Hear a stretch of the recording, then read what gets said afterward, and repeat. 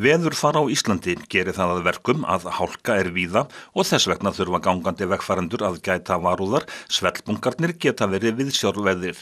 Ökla- og úlnliðsbrot og öðrum dæmigerðum hálkuslysum fjölgar en viðurkendar rannsóknir hafa leitt í ljós að hálkuslys má oft á tíðum rekja til óviðeigandi skófatnaðar sem ekki hæfir veðurfarinu. Hreinsun gangstétta og stíga mikilvæg í hálkunni og góður skóbúnaður lykilatriði. Bæjaryfirvöld bera ábyrgð í þessum efnum og ekki síður íbúarnir sjálfir, því margir detta á opinberum bílaplönum, göngustígum og við heimili sín.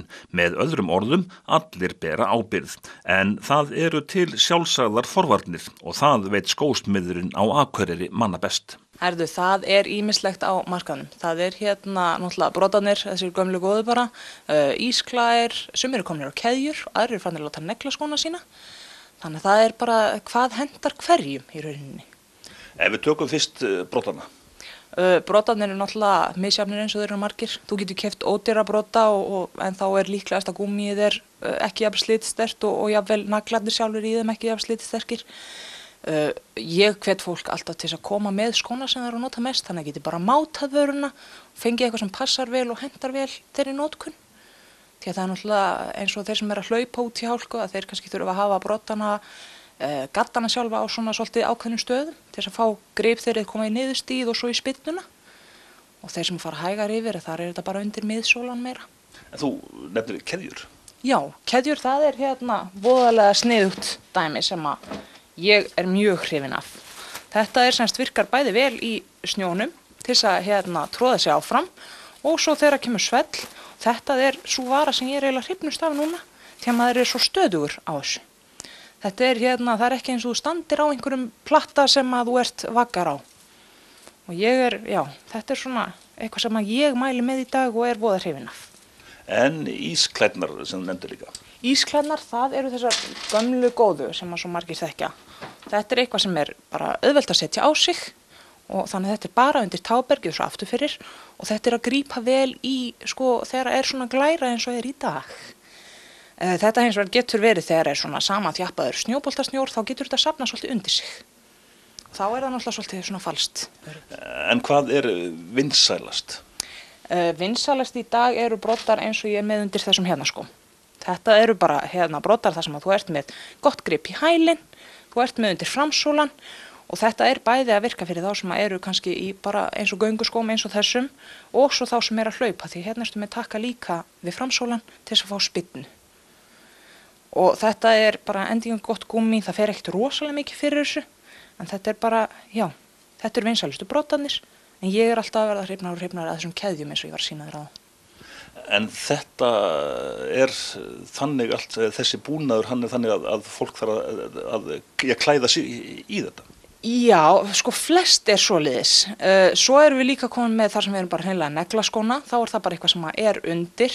Það kannski ekki gott ef þú ert bara að fara inn og út úr bíl og svo inn í verslun eða eitthvað svoleiðis, því að verslanirnar eru nú rosalega hrifnir af göddunum í gólfin hjá sér. Svo eru líka þessar klær, þetta eitthvað sem gert samhliða hælaviðgerð. Þá það klær sem þú getur bara brett undir þegar hálka, þetta kemur bara undir hælinn og falið svo í ylkviltinni þegar ekki hálka. Þetta sérstaklega fullorðið fólk sem kannski verið erfitt með það að beygja sig og taka af sig brodda og svona. Þetta bara þessi eina hreyfing En samt svona, gott að fóta sig á þessu. Þannig að það tiltölulega lítið mál að skella broddum eða búnað undir skóna. Já, og eins og ég segi, það bara mjög einstaklingsbundið. Yfirleitt biði fólk að máta broddana og sjá bara hvernig gengur. Ég finn þá bara eitthvað einfaldar og þægilegar, eitthvað sem hendar hverjum að einu. En konur eru stundum á hæluðum skóm? Já, þá reynum við að fara í einhverja brodda sem eru bara undir tábergið. Þá bara í rauninni broddar undir tábergið, smá lykkju upp á tanna og svo þá bara teygja aftur fyrir. Það þá bara eins og þessir til dæmis. Kemur teygja aftur fyrir hælinn og í rauninni bara vörnin að framan. Hætta möguleg á fölsku öryggi eða hversu öruggt þetta? Þetta náttúrulega, þú þarft alltaf að vara þig svolítið. Það alveg sama þú sért með sundkúta, þú ert samt ekkert að, þú ert aldrei 100% öruggur. En við skulum segja að þetta er ákveðið öryggi en maður hefur alltaf vaðið fyrir neðan sig. Þú ert ekki að hlaupa yfir ísilegt plan og það er vist svona, já, ég myndi ekki kalla það falskt öryggi, en þú þarft alltaf að vera svolítið varkár. Ef við tölum svolítið sólana á skónum, þeir eru mismunandi. Já, þeir eru náttúrulega, sko, það er margir halda að það sé grófleikinn sem er að skipta máli. Grófleikinn í rauninni skiptir voða litlu máli. Maður kannski hugsa um það að það sé ekki munstur þar sem að hleður undir sig snjó, því að þegar þú ert komið með hellinga snjó undir þá eru það náttúrulega flughálir, en efnið í þeim skiptir svolítið máli. Og ég segi því meira gúmmí sem er í sólunum, því betra, og gamla góða hrágúmmið sem maður sér nú reyndar ekkert oft orðið, það er bara einna best. Svo er orðið í rosalega mikið af skóm og virðist vera eftir því sem að skórnir verða oft ódýrari, að þá er farið að blanda næloni og plasti í sólana. Þetta er kannski einhver gúmmí nælon blanda og þá bara getur verið hreinlega á skautum þó svo það sé voða gróft og fínt munstur. En svo eru skór líka stundum orðnir bara stéttbotna vegna notkunar. Já, það er sko, sumir skór geta alveg verið góðir og stamir þó svo þau séu orðnir sléttbotna. Það er í rauninni bara, á meðan það er ennþá þetta góða gúmmí undir, þá náðu þeir alveg greipi. En svo náttúrulega getur verið búin að slíta því í gegn gúmmílagið og þá ertu bara komin inn í eitthvað frauðefni sem að getur verið flughált. Hverjir eru það sem að koma helst til þín ef við til dæmis tökum bara kynjaskiptinguna? Það er nú meiri hlutin konur myndi ég segja. En þetta er oft konur sem er að koma, svo koma þau nokkrum dögum seinna með kallpenningin. Já, það er þannig. Já, það er svona svolítið svoleiðis. En börn? Börn, það er svolítið verið að koma og kaupa brota fyrir börn. Það er þetta er til alveg niður í svona stærðir, eins og maður myndi segja kannski 28 á svona snjóbonsur.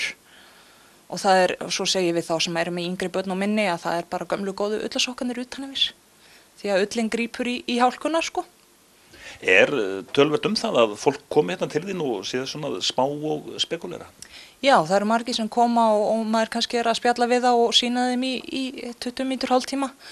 Og eins og ég segi, ég bara hvet fólk til þess að koma og máta og finna eitthvað sem að hendar því. Það er náttúrulega svo misjant hvað fólk er að nota í, hvort fólk er að hlaupa 20 km á dag eða bara að fara inn og út úr bíl. Á hvaða tímapunkti er fólk að koma, sumir koma jafnvel bara eftir að hafa hrasað? Já, sem betur ver held ég að það séu fleiri sem koma áður, en það eru líka margir sem að ætla ekki að brjóta sig eins og í fyrra. En hvað með þig sjálfa?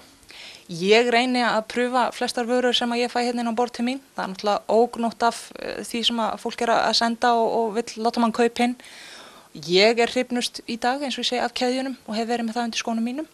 Í fyrra var ég með skóna mína nelda, en svo bara tók ég naglana úr til þess að geta pröfa fleiri vörur. Þannig ég er alltaf á einhverju, en það er bara misjafnt eftir því hverju ég er að pröfa.